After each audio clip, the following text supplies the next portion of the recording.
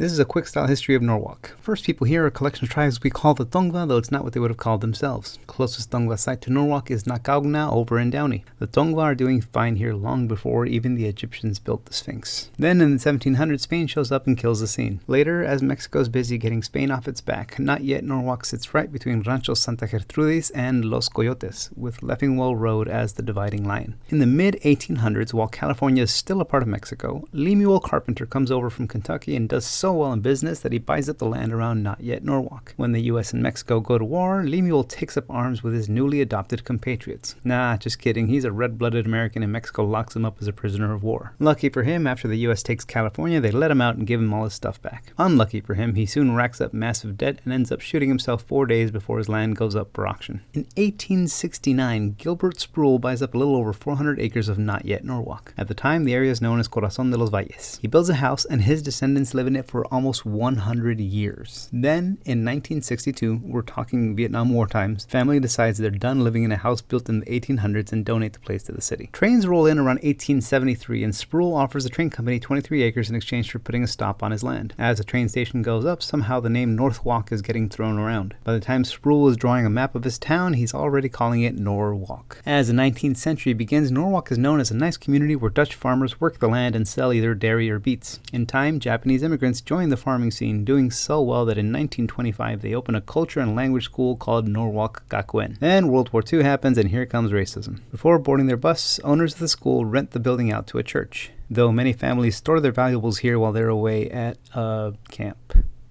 After the war, a number of Japanese families live at the school while rebuilding their lives. 1957, when Norwalk incorporates as an official city, the Japanese language school is already back up and running. 5 years later, they change their name to Southeast Gakuen, and their work continues to this day.